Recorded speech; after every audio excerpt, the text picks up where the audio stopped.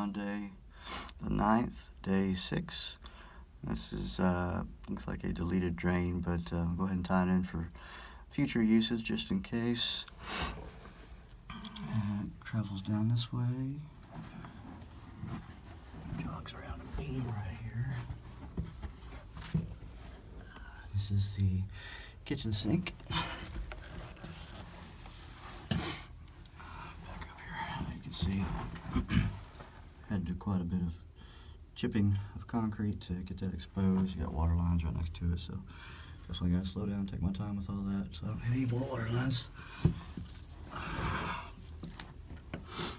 I'm gonna travel all the way down there and tie into the branch main.